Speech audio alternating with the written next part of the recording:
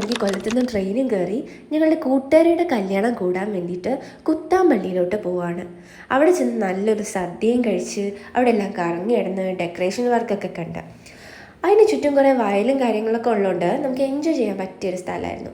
Evening ആയപ്പം ഞങ്ങളെല്ലാവരും റെഡിയായി പാർട്ടിക്ക് താഴോട്ട് ഇറങ്ങി. അവിടെ മൊത്തത്തിലൊരു തമിഴ്നാട് വൈബായിരുന്നു.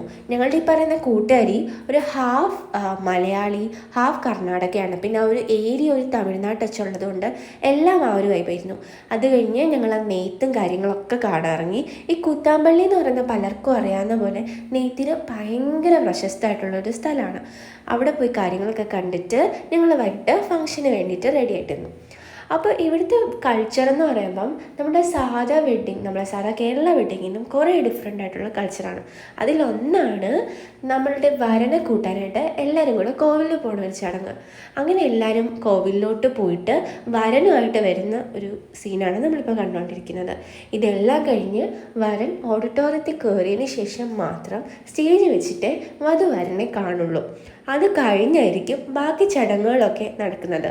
ഞങ്ങൾക്ക് ഭയങ്കര ഡിഫറെൻ്റ് ആയിട്ടുള്ളൊരു എക്സ്പീരിയൻസ് തന്നെയായിരുന്നു.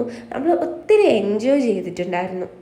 ഇതെല്ലാം കഴിഞ്ഞ് നമ്മൾ വധുവിൻ്റെ എൻട്രി ആയി. അതെല്ലാം കഴിഞ്ഞിട്ട് ഫുഡിൻ്റെ സെക്ഷനിലോട്ട് നമ്മൾ കയറി. ഫുഡെന്ന് പറയുമ്പം ഒരു ഇലയിൽ കുറേ ഐറ്റംസ് ഒറ്റയടിക്ക് കൊണ്ടുവെക്കുമായിരുന്നു. നമുക്ക് കഴിച്ചു തീർക്കാൻ പറ്റാത്ത രീതിയിൽ ലാസ്റ്റ് വയറ് ഫുള്ളായിട്ടാണ് എല്ലാവരും അവിടുന്ന് പോയിട്ടുണ്ടായിരുന്നത്. അതെല്ലാം കഴിഞ്ഞ് നമ്മൾ എല്ലാവരോടും യാത്രയും പറഞ്ഞിട്ട് ഒരു 2 മണിയായപ്പം ഷൊർണൂർ റെയിൽവേ സ്റ്റേഷനിലെത്തി. അവിടുന്ന് ട്രെയിനും പിടിച്ച് കറക്റ്റ് ഒരു 3:30-4 മണിയായപ്പം നമ്മൾ കാലിക്കറ്റ് എത്തി.